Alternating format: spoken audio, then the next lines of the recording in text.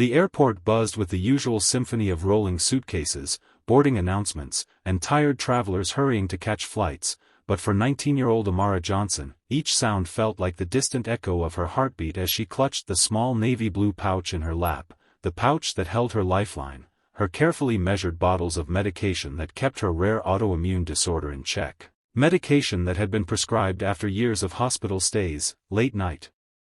emergencies, and the constant battle of balancing normal teenage dreams with the reality of living in a body that could betray her at any moment. Amara, a tall, graceful black girl with striking eyes that carried both strength and vulnerability, had always been taught resilience by her father, Gregory Johnson, a man whose name carried weight across industries and boardrooms, a man whose wealth and influence had made him a figure who could command silence with a glance, but to Amara, he was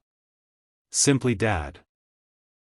The man who had held her hand during 4 drips, who had cheered the loudest at her high school graduation, who had promised her that her illness would never define her. It was with his encouragement that she had booked this solo trip abroad, her first true adventure, a step into independence that filled her with both pride and nervous excitement as she made her way down the jet bridge, showing her boarding pass to the attendant at the door with a polite smile, unaware that within minutes, her journey would turn into a nightmare that would make the entire airport freeze. Amara slid into her window seat, adjusted her small backpack, and kept the navy pouch on her lap, checking once, twice, 3 times to reassure herself that it was there, that she was safe, when suddenly the sharp voice of a flight attendant cut through her thoughts, a woman in her late 30s with perfectly sprayed hair, a tight smile that didn't reach her eyes, and a uniform so crisp it seemed to crackle with her every movement. "Excuse me, miss, what's that on your lap?" she demanded,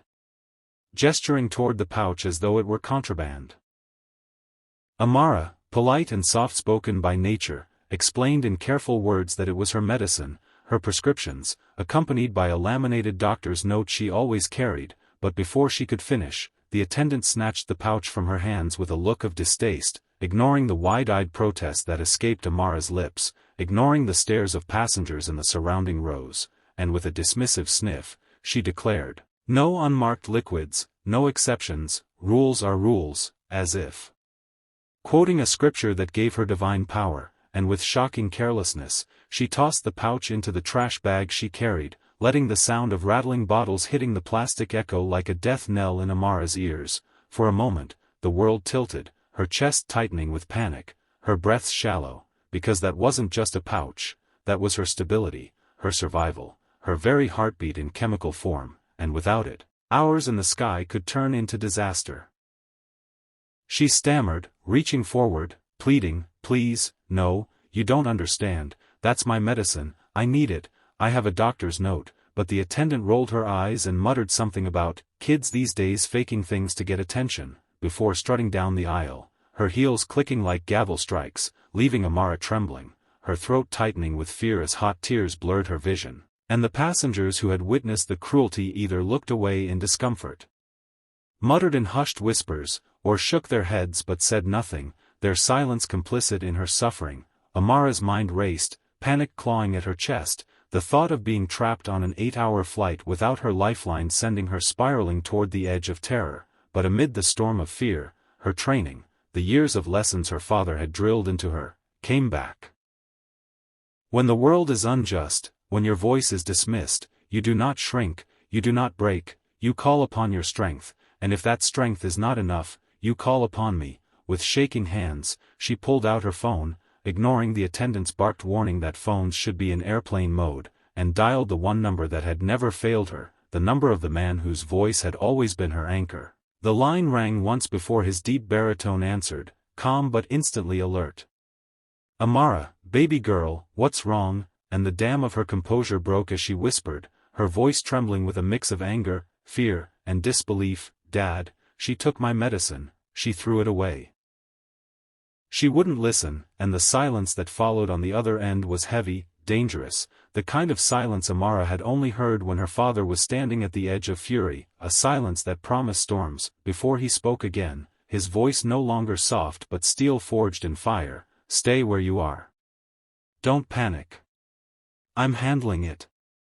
She swallowed hard, clinging to those words like a lifeline, because Gregory Johnson was not just a father, he was a force, a man who had built an empire from the ground up, who could pick up the phone and move mountains, and when it came to his daughter, there was no power in the world that could stand in his way. As she sat trembling, passengers watching curiously as she wiped her tears, she didn't know exactly what her father would do, but within minutes, she felt it. Like a shift in the air itself, a vibration that spread through the cabin, whispers starting among the crew as their earpieces crackled with sudden orders, the captain emerging from the cockpit with a furrowed brow, glancing at the confused passengers as the plane, which had been taxiing toward the runway, abruptly slowed to a halt. Outside the window, Amara saw movement, black SUVs pulling up near the gate, men in suits striding with urgency, radios flashing in their hands, and the whispers in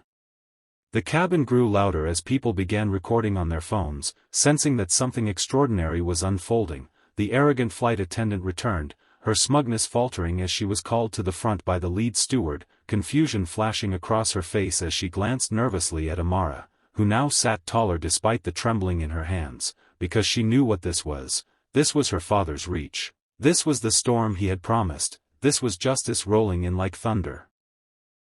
Within moments, the jet bridge reattached, doors opened, and a team of airport officials stormed aboard, their voices sharp as they demanded the name of the flight attendant, their eyes scanning the cabin until they found Amara, their demeanor softening as they approached her with urgency, asking if she was all right, if she needed medical assistance, if she needed her medicine retrieved immediately. While the once powerful attendant stood frozen, her face drained of color as realization dawned that her arrogance had just collided with power far greater than her uniform. But the true silence fell when a tall, commanding figure stepped onto the plane itself, his tailored suit impeccable, his stride unhurried yet heavy with authority, and the murmurs of the passengers swelled into recognition as Gregory Johnson himself appeared, his presence filling the cabin with an aura that silenced even the whispers, his eyes scanning until they found his daughter, softening instantly as he reached her, kneeling slightly to pull her into his arms, murmuring, "I'm here, baby.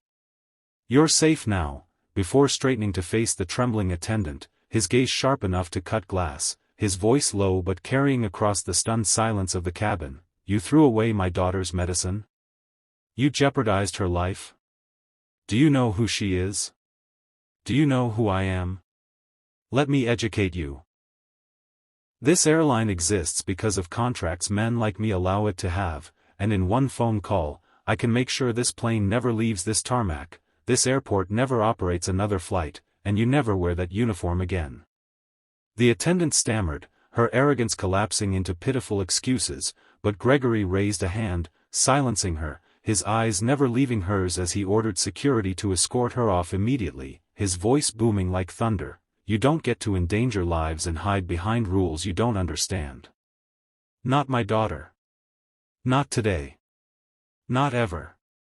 And as the entire cabin watched, spellbound, the arrogant woman was marched off in disgrace, the whispers now turning into gasps, into murmurs of admiration, into the silent knowledge that they had witnessed a father's wrath, a billionaire's power, and a girl's justice, all born from one careless act, one tossed pouch, one phone call that froze an entire airport in its tracks.